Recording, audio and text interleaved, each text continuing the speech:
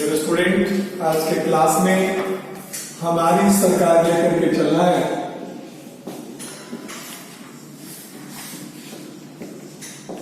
और संविधान के अनुसार हमारी सरकार कैसे चलती है, किस तरह की चीजें हैं, उसकी बात करें। दो तथ्य हमारे पास होगा। पहला तथ्य है ऑफ कोर्स परिचय, हमारी गवर्नमेंट का परिचय लेंगे हम लोग, और दूसरा सेक्शन होगा सरकार के अंग कितने हैं उसकी बात करेंगे। ये दो चीजों को हम लोग फोकस करके चलेंगे। सबसे पहले तो ये जानिए सरकार करते किसे, तो लोगों का वो समूह, अर्थात सरकार का अर्थ है लोगों का वो समूह जो राज्य की गतिविधियों पर नियंत्रण स्थापित करता है, उसे सरकार कहते हैं। क्लियर हुआ? यानी समूह का अर्थ है एक से अधिक, समझ में आ रही बात? एक तरह का संगठन ही है, ऑर्गेनाइजेशन ही है। ऑर्गेनाइजेशन का भी परिभाषा होता है दो या दो से अधिक लोगों का एक समूह जो किसी खास लक्ष्य के प्राप्त करने के लिए काम करता है। सरकार भी एक तरह का ऑर्गेनाइजेशन है। अब सरकार का परिभाषा किया गया तो सरकार के लिए निश्चित भूभाग होना चाहिए, जनसंख्या होनी चाहिए, अपनी सरकार होनी चाहिए तथा संप्रभुता। संप्रभुता कहते किसे? तो वैदेशिक और बाहरी शक्तियों के नियंत्रण से सर्वथा मुक्त रहे, संप्रभुता कहलाती है। तो सरकार कही जाती है। तो हमारी सरकार अगर देखा जाए तो ऑफकोर्स लोकतांत्रिक सरकार है, और लोकतांत्रिक शब्द जुड़ जाने का अर्थ है कि सरकार का जो अध्यक्ष होते हैं वो प्रधानमंत्री होते हैं। प्रधानमंत्री सामान्य तौर पर लोकसभा के सदस्य होते हैं, लोकसभा में बहुमत दल के नेता होते हैं सामान्य तौर पर, लेकिन वो सदस्य हो भी सकते हैं, नहीं भी हो सकते, या राज्यसभा का भी सदस्य होते हैं। उसके लिए 6 महीने के समय का निर्धारित किया, जिसका डिटेल्स हम अंग में आएंगे तो बताएंगे। तो फिलहाल सरकार को फोकस करना है। अब ये सवाल उठता है कि हमारी सरकार है कितनी तरह की, ये जान लेना बहुत जरूरी है। तो सरकार की बात करें तो ऑफकोर्स हमारी सरकार का प्रकार कितने प्रकार की सरकार है, ये इंपॉर्टेंट वन फीचर्स आपके सामने है। तो देखिए पहले ऑफकोर्स संघ या केंद्र सरकार। हमारे संविधान के अनुसार तो भाग 5 में अनुच्छेद 52 से लेकर के 151 में आपके संघ की सरकार क्या क्या है उसमें? तो ऑफकोर्स इसके अध्याय 1 में कार्यपालिका अनुच्छेद की बात करें तो 52 से लेकर के 78 तक, अध्याय 2 में संसद 79 से लेकर 122 तक, अध्याय 3 में राष्ट्रपति की अध्यादेश जारी करने की शक्ति अनुच्छेद 123, अध्याय 4 में संघ की न्यायपालिका सर्वोच्च न्यायालय अनुच्छेद 124 से लेकर के 147, और अध्याय 5 में CAG controller and auditor general of India, नियंत्रक महालेखा परीक्षक, जो भारत में सर्वोच्च वित्तीय पदाधिकारी। तो दूसरी सरकार कौन है हमारे पास? तो ऑफकोर्स राज्य सरकार। राज्य की बात करेंगे तो राज्य सरकार क्या होगा? तो संविधान के भाग 6 और अनुच्छेद 152 से 237 इसके 6 अध्याय हैं। प्रथम अध्याय में परिभाषा है अनुच्छेद 152 में। दूसरे अध्याय की बात अगर किया जाए तो उसमें आपका कार्यपालिका है, राज्य की कार्यपालिका, जो कि अनुच्छेद 153 से 167 तक। तीसरे अध्याय में बात किया जाए तो अनुच्छेद 168 से लेकर के 212 तक में विधानमंडल है। चौथे अध्याय में राज्यपाल की अध्यादेश की शक्ति अनुच्छेद 213। पांचवें अध्याय में है उच्च न्यायालय अनुच्छेद 214 से लेकर के 232, और छठे अध्याय में है अधीनस्थ न्यायालय अनुच्छेद 233 से लेकर के 237। यहां ध्यान रखेंगे अनुच्छेद 233 में जिला मजिस्ट्रेट, जिलाधीश या डीएम गवर्नर एकमात्र कार्मिक पदाधिकारी है जिसका उल्लेख संविधान के अनुच्छेद में, एकमात्र कार्मिक पदाधिकारी अनुच्छेद 233।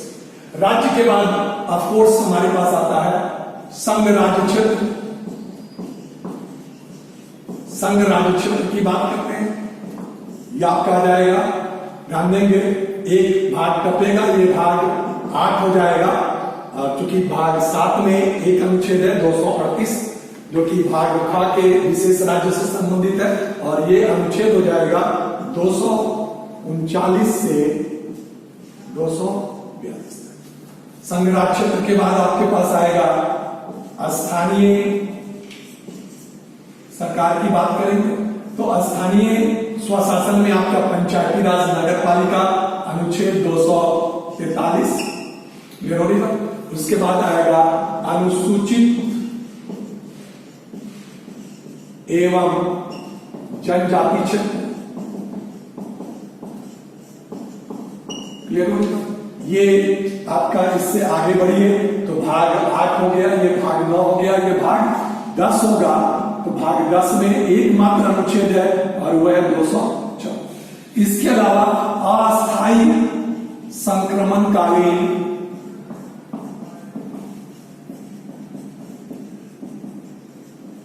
उपबंध है जो कि आपका अनुच्छेद 369 से लेकर के 392 तक है। इसी में अनुच्छेद 370 जो कि सबसे फेमस था, जम्मू कश्मीर के लिए जानते होंगे।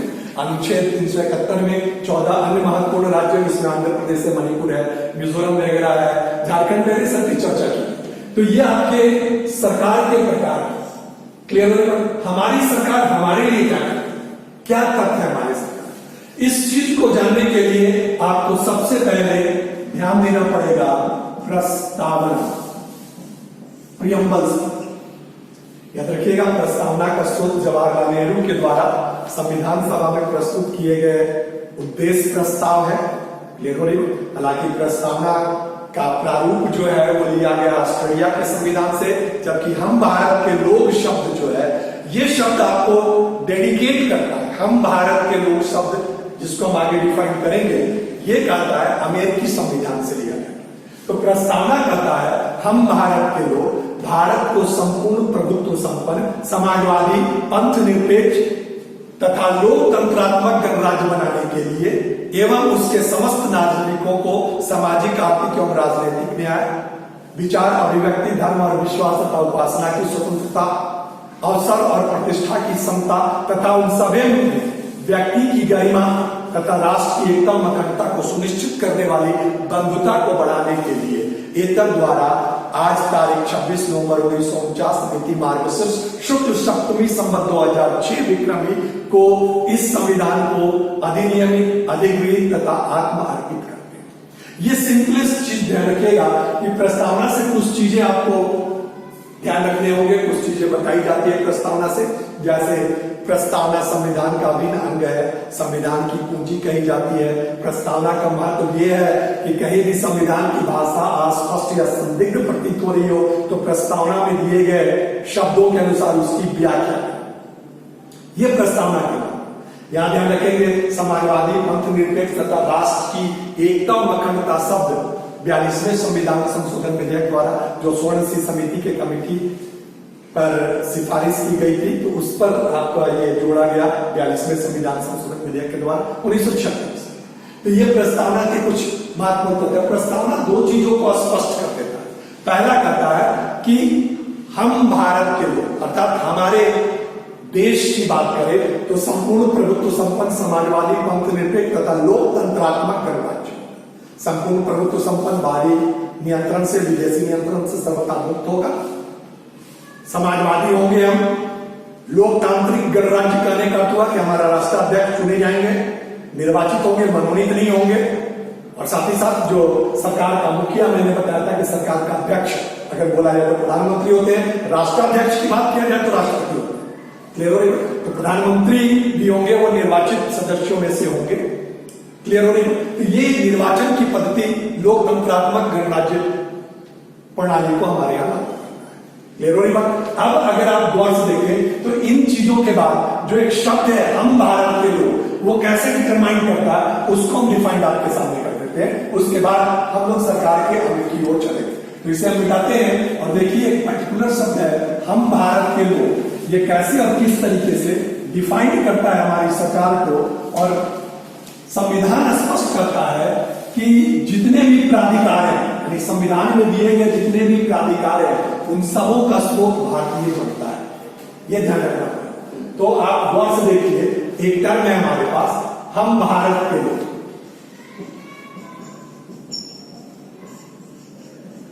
इसे आप देखिए ध्यान से, ये वो टर्म है जो हम दो तरह की सरकारों को लेकर के चलते हैं, जिसमें एक आपके पास सरकार के नियंत्रण चलने वाली संसद है और दूसरा हमारे पास विधानमंडल है।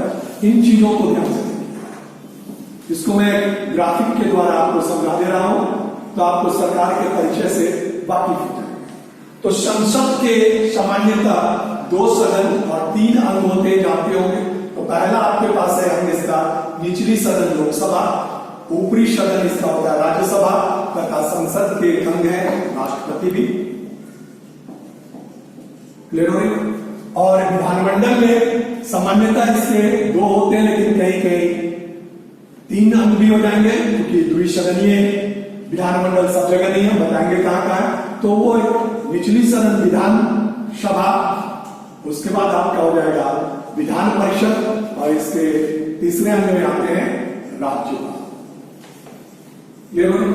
अब ध्यान से देखिए, हम भारत के लोग जो प्रत्यक्ष निर्वाचन प्रणाली के द्वारा किसे चुनते हैं?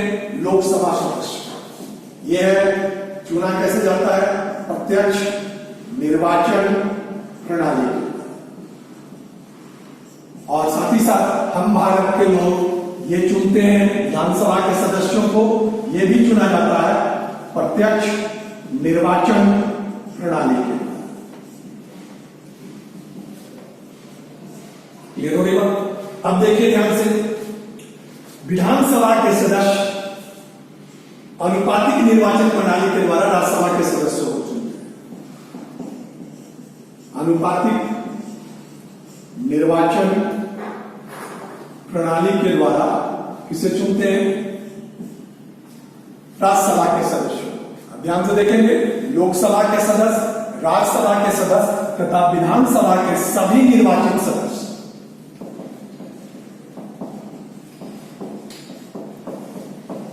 राष्ट्रपति को चुनते हैं। और राष्ट्रपति का चुनाव एकल संक्रमणीय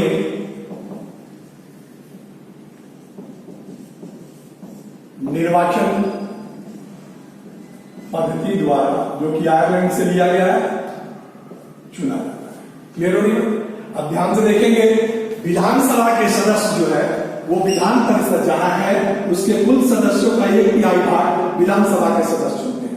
इसके अलावा 1/3 भाग जो है वो स्नातकों द्वारा चुना जाता है, प्लस 1/3 भाग जो है वो शिक्षकों द्वारा चुना जाता है। क्लियर हो रही? सॉरी, 1/3 यहां पर थोड़ा सा ये देंगे, 1/3 स्थानीय स्वशासन के प्रतिनिधियों के द्वारा।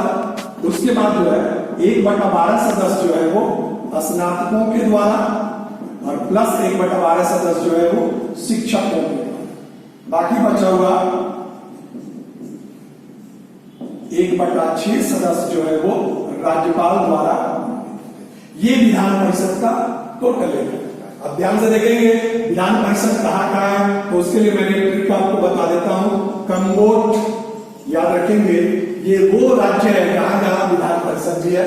कर्नाटक, उत्तर प्रदेश, महाराष्ट्र, बिहार, ओडिशा, आंध्र प्रदेश, तेलंगाना, ये कम्बोज से याद रखेंगे। और उसके बाद देखिए ध्यान से, तो राष्ट्रपति नियुक्त करते हैं किसे? राज्यपाल की नियुक्ति होती है किसके द्वारा? राष्ट्रपति के द्वारा। यह आपके सरकार का बेसिक परिचय। जो भी सरकार है वो प्रस्तावना के उस शब्द से ऑर्गेनाइज किया गया है जिसने कहा है हम भारत के लोग। अब ध्यान से देखिए, हम भारत के लोग ही इस सरकार को आधार देते हैं। संविधान में प्रदत्त जितने भी प्राधिकारी है उनको प्राधिकार मिलता है इन्हीं हम भारत के लोग के। यही हमारी सरकार का बेसिक परिचय। ठीक है, कल के क्लास में हम आपका चर्चा करेंगे सरकार के अंग। इसे ध्यान से पढ़ेंगे, देखेंगे, इसको नोट करेंगे, नोट डाउन करेंगे घर पर। जो भी प्रॉब्लम, क्वेश्चंस होगा, कंफ्यूजन होगा, आप कन्वे करेंगे, जैसा जिस ढंग से होगा आपको जवाब दिया जाएगा।